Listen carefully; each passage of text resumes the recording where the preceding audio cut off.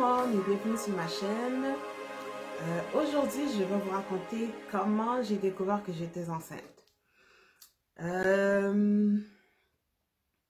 le fond, le titre de la vidéo, je ne sais pas qu'est-ce que je vais mettre, enceinte sans le savoir, ou je découvre que je suis enceinte à 5 mois de grossesse. Bref, je vais voir qu'est-ce que je vais mettre comme titre. Donc, comment que j'ai découvert que j'étais enceinte de mon deuxième? On s'entend que, bon, les symptômes sont, comment je pourrais dire? Après une première grossesse, tu es supposé, bon, entre guillemets, on est supposé savoir quand est-ce qu'on est enceinte et tout, et tout, et tout. Si vous n'avez pas vu, parce que je suis tombée enceinte après mes traitements de chimiothérapie, donc, si vous n'avez pas vu la première vidéo que j'ai raconté, comment que j'ai découvert que j'ai un cancer, je vais vous mettre le lien en haut. La deuxième vidéo que j'ai faite, j'ai raconté aussi les traitements de chimiothérapie que j'ai eu, comment ça se passait. Si vous voulez savoir aussi comment et tout, je vais vous mettre le lien aussi. Donc, comment que j'ai découvert que j'étais enceinte? Ça vraiment là, jamais j'aurais pensé que j'étais enceinte. Jamais j'aurais pensé que j'aurais pu être enceinte après tous les traitements de chimiothérapie que j'ai eu. Parce que les médecins, après la première sorte ou les deux, non, après la première sorte de traitement, les médecins m'avaient dit que, est-ce que, ils m'ont posé comme question, est-ce que je veux faire congeler ou prélever, en tout cas, prendre mes ovaires ou mes ovules, whatever. Comment je pourrais dire ça? Il voulait que, genre, c'est ça, que je prélève mes ovaires ou mes ovules plutôt, pour les faire congeler, puis que ensuite, quand j'aurai terminé mes traitements de chimiothérapie, si je voulais avoir d'autres enfants, ben ce sera possible parce qu'on a fait le prélèvement, parce que la sorte de traitement de chimiothérapie que j'ai eu, ça réduisait de 50% de chances d'avoir un enfant. Moi, j'ai pris la décision que non, je ne vais pas le faire. Déjà que je souffrais beaucoup. J'ai dit, je ne vais pas le faire. J'ai déjà un enfant. Je vais me concentrer sur elle. Et puis, c'est tout. J'ai vraiment fait mon deuil d'avoir d'autres enfants alors que j'en voulais au minimum 4. Ensuite, quand le cancer est revenu, j'ai fait une autre sorte de traitement de chimiothérapie, en plus d'une autogreffe de moelle osseuse. Mais le traitement de chimiothérapie, ça mettait tout mon système immunitaire à plat. Puis encore une fois, on m'a demandé, est-ce que vous voulez avoir d'autres enfants parce qu'on pourrait faire prélever les ovules, etc. J'ai dit non. J'ai dit non, je dis, regarde, je vais faire mon deuil. Je dis, la priorité, c'est vraiment de me guérir pour que je puisse, pardon, pour que je puisse être capable de m'occuper de ma fille à ce moment-là. Donc, c'est resté comme ça. Donc, j'ai fait les traitements de chimiothérapie. J'ai fait l'autogreffe de moelle osseuse. Donc, je vais vous donner les dates, à peu près. Quand j'ai fait l'autogreffe de moelle osseuse, je suis restée un mois en entier à l'hôpital. C'était en octobre 2014. Ensuite, puis je suis sortie le 31 octobre 2014. Oui, 31 octobre 2014. Et ensuite, pour prévention, on m'avait dit que vu que, c'est pour ça que j'ai une cicatrice, le cancer était ici, puis on m'a dit comme moyen de prévention, on va faire de la radiothérapie pour être sûr et certaine qu'on a tout éliminé pour pas que ça revienne. Donc, j'ai commencé la radiothérapie en début février. Je me rappelle plus c'était à quelle fréquence. Je pense que c'était aux 2 ou 3 jours à peu près. Donc, ça équivalait à peu près aux 2 fois par semaine pendant un mois. Avant de faire la radiothérapie, on m'a fait faire un test de grossesse pour être sûr et certain que j'étais pas enceinte. Justement, que j'étais pas enceinte. Donc, on a fait le test et j'étais pas enceinte. Mais là, je sais pas si je dois vous le dire avant ou après. Non, je vais vous le dire maintenant parce que Puis, ah oui, j'ai oublié. Si vous connaissez des jeunes femmes, des jeunes hommes qui veulent faire des choses dans le lit, apportez-les ou transférez la vidéo pour qu'ils voient la vidéo parce que moi-même, je suis une grande monde, une grande personne, je suis consciente, je sais comment les choses se passent, mais jamais, jamais, jamais j'aurais pu penser que j'aurais pu tomber enceinte. Avec tout ce qu'on m'avait dit, j'avais plus mes menstruations, ça faisait au moins 2 ans à cause de la chimiothérapie, donc je les avais plus. Je me sentais pas bien, je prenais plein de médicaments. Donc tout ça ensemble, ça faisait en sorte que j'aurais pas pu tomber enceinte. Honnêtement là, surtout le fait que j'ai pas eu mes menstruations pendant presque 2 ans. Comment j'aurais pu tomber enceinte? En plus avec la chimio, comment j'aurais pu tomber enceinte? Donc avant la radiothérapie, avec mon conjoint de l'époque, lui, il voulait pas, il m'a dit, ok, c'était au mois de janvier, il m'avait dit, mais regarde, on va le faire parce que quand tu vas faire de la radiothérapie, tu sais, il disait ça, en tout cas, il disait ça en blague, là, mais en tout cas, je pense que oui. Il disait, oh, tu vas être radioactive, fait que je vais pas te toucher.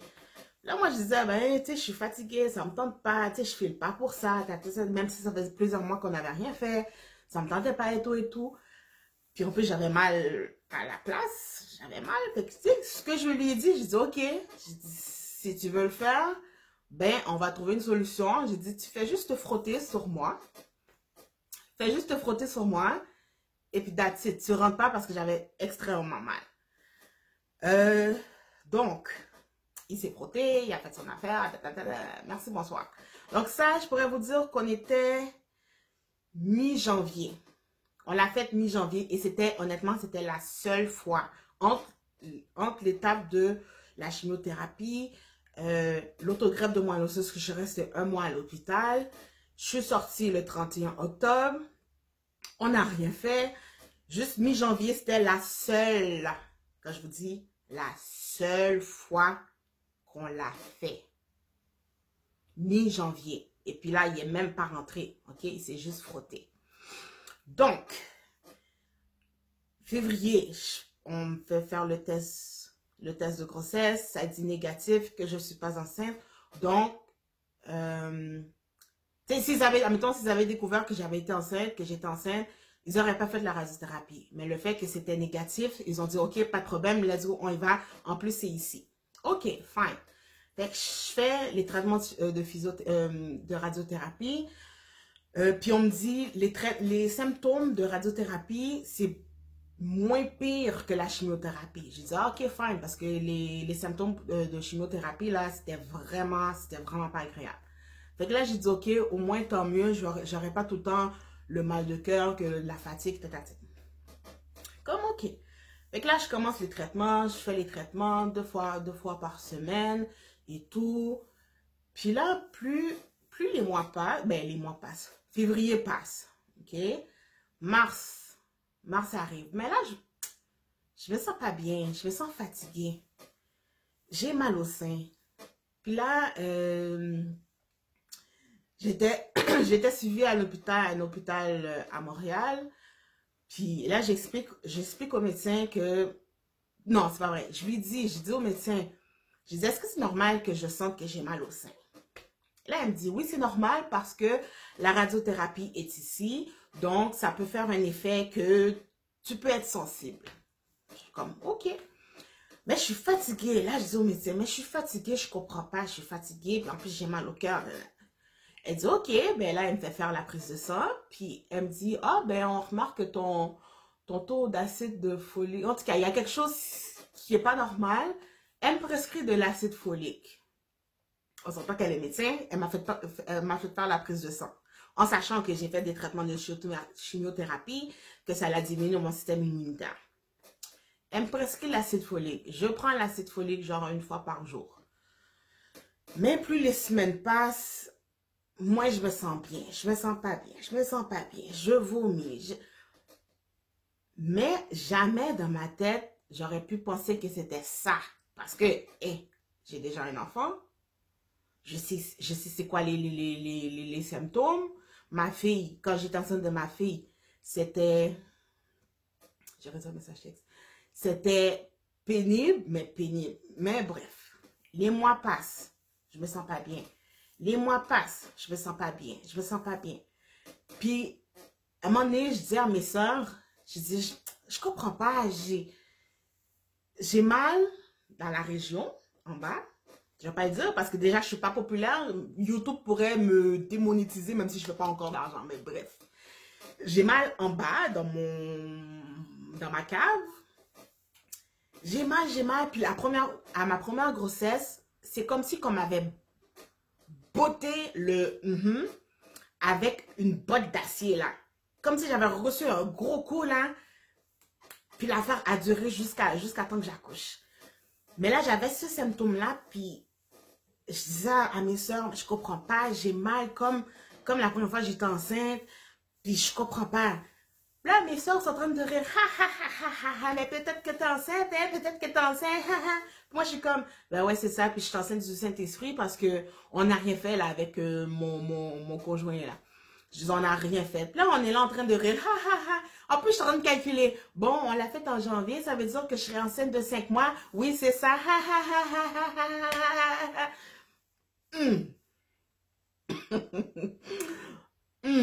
Si seulement je savais. Fait que là, les semaines passent, puis je filais pas bien, je vomissais, j'avais mal au sein, j'avais mal à la place.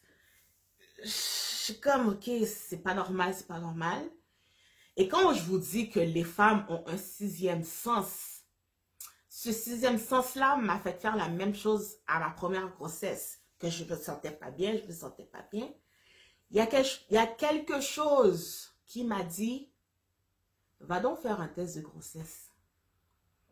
Moi, je suis comme, mais non, Cindy, tu peux pas faire un test de grossesse. Tu n'as rien fait, tu as eu des traitements de chimiothérapie, tu es infertile, c'est impossible. Je laisse passer. Première journée que la première fois j'ai eu ce petit son-là dans ma tête, j'ai rien fait. Deuxième journée, j'appelle ça mon subconscient là. La chose me disait, Cindy, va faire un test de grossesse. J'ai pas voulu faire le test de grossesse parce que je me suis dit, c'est impossible. C'est impossible. Là, comment que j'ai découvert quelque chose? Hey! J'étais en train de manger. Je pense que c'était un déjeuner. Puis moi, là, quand je mange, là, je suis concentrée. Je mange, dérange-moi pas. Et puis là, maintenant que j'étais installée, moi, quand je mange, là, je suis un vrai garçon manqué. J'en ai écarté sur le sofa, penché comme ça, mon assiette dans la main, et je suis en train de manger. Puis, donc, je suis un petit peu penchée en avant. Pendant que je suis en train de manger, oui, je sens un coup dans le bas du ventre. Je suis restée comme ça. Là, je suis comme, ok, non, je suis folle. Je continue à manger. J'ai plus jamais ressenti le coup cette journée-là. Troisième journée. Je ne sais pas encore qu'est-ce que je suis en train de faire. Je sens un autre coup. J'ai fait, hey, ok, non. J'ai vraiment dit, j'ai sûrement un extraterrestre dans mon ventre parce que c'est impossible. J'ai pris mon petit courage à deux mains, je suis allée au Dollarama, là, marché du dollar. Parce que c'est pas vrai que j'allais payer un 15 $ pour un test de grossesse. D'ailleurs, je ne sais même pas pourquoi ils font une affaire de 15 $. Bref. Je vais au Dollarama, j'achète un test de grossesse et je dis rien à mon conjoint, là. Je dis rien parce que je voulais être sûre de moi, là, avant de lui dire que de toute façon, je suis folle, puis si c'est négatif, je vais garder ça pour moi, puis je vais rien lui dire. Fait que je passe le lendemain, je passe le test de grossesse, j'attends quelques minutes, je regarde, oui, pardon, je regarde, ça met les deux barres, là, deux barres pour dire c'est positif. Là, je suis restée saisie. Je dis, ok. Puis, quand tu fais, les traitements de chimio et tout, t'as une infirmière attitrée à l'hôpital. Donc, tu l'appelles. C'est jamais un problème. Donc, je l'appelle. C'est sur la boîte vocale. Il faut que tu laisses un message pour ensuite qu'elle te rappelle pour voir c'est quoi l'urgence. Là, j'appelle, j'ai dit oui, c'est moi et tout. Ben là, je comprends pas, mais j'ai dit, je viens de faire un test de grossesse. Ça dit que c'est positif, mais j'ai dit, j'ai vraiment dit comme ça. Est-ce que c'est possible que mes hormones soient débalancées à cause de la chimiothérapie? Attends là, je vous dis, je suis fine gomoune là. J'ai déjà un enfant. Je sais c'est quoi être enceinte et tout. Mais moi, dans ma tête, j'étais pas enceinte là. C'était comme impossible. Comme qu'ils appellent ça, si c'est du déni de grossesse, je sais pas si c'est déni de grossesse, mais je peux même pas dire c'est déni parce que quand tu dis déni, c'est que tu le sais, mais en même temps, tu veux pas. Mais alors que moi, je ne savais pas du tout, du tout, du tout, du tout. Et que c'était impossible. Il y avait zéro chance que je sois enceinte. Fait que là, je laisse le message. Elle me rappelle tout de suite. Puis elle me dit, OK, ben, elle me pose des questions. Elle dit, ça fait combien de temps que tu n'as pas eu tes règles? J'ai dit, ben, ça fait presque 2 ans, tu sais. Elle dit, oh, OK. Oh, OK. Là, elle me dit, OK, mais est-ce que tu as pris du poids? J'ai dit, non, je n'ai pas pris de poids, j'ai perdu du poids. J'arrêtais pas de perdre du poids. Fait que là, je suis comme, quand tu es enceinte, tu perds pas de poids ou quelque chose comme ça. Elle me dit ça, et j'ai dit, non, j'ai perdu du poids. Elle me dit, OK, mais est-ce que ton ventre a grossi? Je dis, je viens de vous dire que j'ai perdu du poids, fait que non, mon ventre n'a pas grossi, là. Là, il dit, OK. Là, il me dit, pour être sûre et certaine que le résultat est bon, on va te faire passer une prise de sang pour savoir si bel et bien tu es enceinte. Mais elle dit, vu que ça fait presque 2 ans que tu n'as pas eu tes menstruations, au moins, on va savoir à peu près si oui ou non tu es enceinte. Fait que là, le lendemain, tout de suite, elle me dit, présente-toi à l'hôpital pour faire les prises de sang. Je fais les prises de sang. Même pas 2 jours plus tard, même pas une semaine, je pense même pas une journée plus tard, elle me rappelle, elle me dit, OK, on a eu les résultats de ta prise de sang, mais les résultats montrent que tu es très, très, très enceinte. Là, je suis comme, très, très, très enceinte, genre, combien de temps, là? 1 semaine, 2 semaines, 3 semaines? Elle dit, ben, on ne sait pas, vu que tu n'as pas eu tes menstruations pendant presque 2 ans, tu vas devoir aller à l'hôpital, à Sainte-Justine, pour passer... Non, non, non. C'est pas à Sainte-Justine. C'était à l'hôpital. Elle m'a dit, OK, on te met un rendez-vous d'échographie en urgence pour savoir au moins t'es rendu à combien de semaines. Fait que là, entre-temps, là, vraiment, ça a confirmé. C'est là que je le dis à mon conjoint. Non, oui, c'est ça. Je l'ai dit à mon conjoint. Là, il me regarde. Il dit, ah, si t'es enceinte, ce ne sera pas de moi. Puis ce ne sera pas du Saint-Esprit. Là, je suis comme, what the f... Comme, t'es sérieux là? T'es en train de... Déjà, je suis tout malade. Tu vois que je me sens pas bien. Je viens de finir les traitements de chimiothérapie et de radiothérapie. Maintenant, t'as le culot. T'as le culot de venir dire que je suis allée coucher ailleurs. Asti. Asti. Non, non, non, non, non, non. Genre... J'étais tellement fâchée. J'étais tellement fâchée. Je suis partie. Je suis partie de chez moi. Je suis allée chez ma soeur qui habitait à côté. Puis, justement, il y avait 2 de mes soeurs qui étaient là-bas. Une autre de mes soeurs qui était là aussi. Fait que là, je rentre, je suis en larmes et tout et tout. J'essaie de parler, j'arrive pas à parler. Puis là, ma grande soeur, la plus grande, elle me dit, qu'est-ce qu'il y a, qu'est-ce qu'il y a? Là, je suis comme, je peux pas, je sais pas. Là, elle me dit, attends. Là, elle appelle mon autre soeur, Fabi. Fabi! Elle était en haut en train de faire du rangement. Fabi, descends, vite, il y a quelque chose qui se passe avec Cindy. La Fabi descend en courant et tout et tout. Elle me dit, qu'est-ce qui se passe, qu'est-ce qui se passe? Moi, toujours en pleurs. Je dis, vous vous souvenez de la discussion qu'on a eue que je disais que j'avais mal dans la... et puis là, vous êtes en train de rire pour dire, ah, peut-être qu'elle était enceinte, peut-être qu'elle était enceinte. Ah, si, j'ai dit, je suis enceinte, man. Sur le coup, je ris là, mais quand ça s'est passé, là, je riais pas, je pleurais. Puis pas pleurer dans le sens que, oh mon Dieu, je veux pas avoir un enfant, c'est juste les circonstances. j'ai eu le cancer, j'ai fait les traitements de chimiothérapie, j'ai fait les traitements de radiothérapie, je prends des médicaments, j'ai pris plein de médicaments. Donc, pour moi, le plus profond de moi, c'était si l'enfant est toujours là, mais l'enfant, il ne sera pas normal. Avec tout ce que j'ai eu, l'enfant ne sera pas normal et je vais devoir faire le choix de l'enlever. Déjà que moi, tu sais, je suis pas... l'avortement serait pas la meilleure option. Si vraiment j'ai pas le choix, je vais le faire. Mais là, je suis comme, oh my God, déjà que là, j'apprends que je suis enceinte, je vais devoir me faire avorter parce que c'est pas... L'enfant, il va avoir des malformations à cause de tout ce que j'ai eu et tout, et tout, et tout. Fait que là, après ça, quand je passe l'échographie, là, je vais avec mon conjoint. Non, d'ailleurs, c'est ça. C'était à Sainte-Justine qu'on m'a référé parce qu'on m'a dit que, bon, le fait que je sais pas, ça fait combien de temps que je suis enceinte, avec les traitements que j'ai eus, avec les médicaments que je prenais, ben, il va sûrement avoir des risques pour le fœtus et tout. Donc, Sainte-Justine sera le mieux placé pour réagir tout de suite. Fait que là, on arrive à Sainte-Justine, puis là, le médecin, il me fait rentrer dans la chambre et tout, on m'installe, puis on me dit, OK, mais vous êtes enceinte de combien de temps? J'ai dit, je sais pas. Là, il me regarde, mais comme vous savez pas. J'ai dit, non, je sais pas.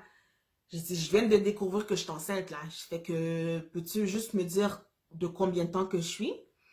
Fait que là, il regarde, il regarde.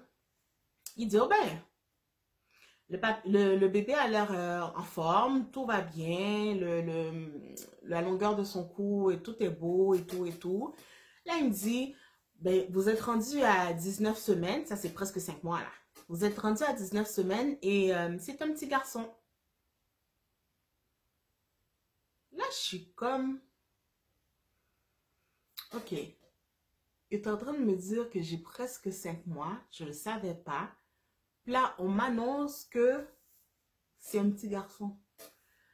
Là, je suis comme, mais dans quelle histoire que je suis là, ça n'a même pas de sens. Fait que là, après ça, on me réfère à un autre médecin, puis là, elle regarde les médicaments que je prenais, puis elle me dit, ah, mais les médicaments que vous prenez, c'était vraiment en prévention d'avoir des, des infections et tout.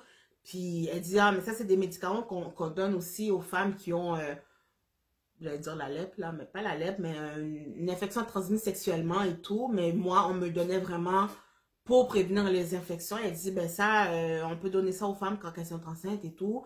L'autre médicament que je prenais, je ne me rappelle plus, mais ça n'a aucun effet. Là, je suis comme, oh, ok. Fait que là, on retourne à la maison. Là, je revois mon oncologue. Là, je parle à mon oncologue. Je dis, ben là, je comprends pas. Mais honnêtement, là, j'étais suivie par 3 médecins.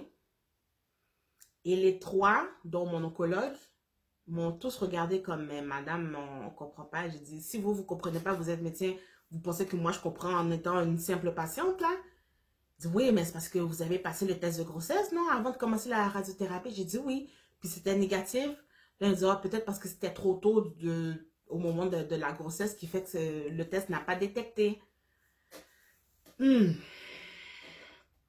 Donc, puis le pire, c'est que pendant tout ce temps-là, ça s'est fait quand même assez rapidement, en l'espace de quelques jours.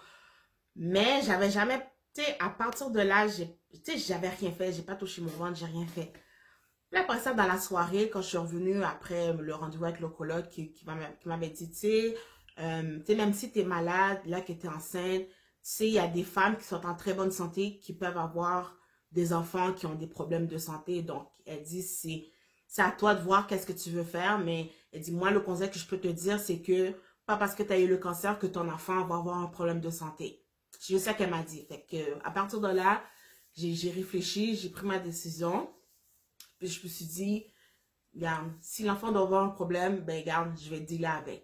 Tu sais, je vais dealer avec. Pour moi, c'était pas une option de me faire avorter. Désolée, la vidéo a coupé. J'ai eu peur que ça l'a pas enregistré du tout, mais bref. Donc c'est ça. Donc pour moi, c'était pas une option de me faire avorter. Donc j'ai pris la décision de garder l'enfant, puis que j'allais dealer avec comment qu'elle allait venir, puis j'allais gérer tout ça. Je me sentais capable de le faire. Donc finalement, l'enfant, il y a zéro problème. Pardon. Il y a zéro problème. Il vient d'avoir 4 ans. C'est un petit garçon, il est costaud, il est intelligent et tout. À part que c'est un petit démon. Mais honnêtement, là, merci mon Dieu, l'enfant est là, il est correct. Puis même s'il y avait eu un problème, regarde, je l'aurais accepté comme qu'il est. Puis j'aurais trouvé des ressources. J'aurais fait le nécessaire. Donc voilà la fin de ma vidéo. J'espère vraiment que vous avez aimé ça. Je sais qu'elle est longue, mais j'avais pas le choix de rajouter vraiment les détails de comment que j'ai su que j'étais enceinte. Enceinte sans le savoir, déni de grossesse, whatever. Mais je pourrais vous dire que c'est même pas un déni de grossesse. Quand tu le sais pas, tu le sais pas. Donc, si vous avez vraiment aimé la vidéo, mettez un pouce en l'air, abonnez-vous, partagez la vidéo, vraiment partagez avec les petits jeunes là qui commencent là à faire des affaires. Partagez les vidéos à ces personnes-là, taguez-les pour qu'ils soient au courant que pas parce que tu te frottes que tu tomberas pas enceinte. Regardez-moi, je suis Gros Moon, je sais comment que fonctionnent les affaires et jamais j'aurais pensé que j'aurais pu être enceinte. Donc, sur ce, je vous dis merci d'avoir regardé la vidéo et à la prochaine.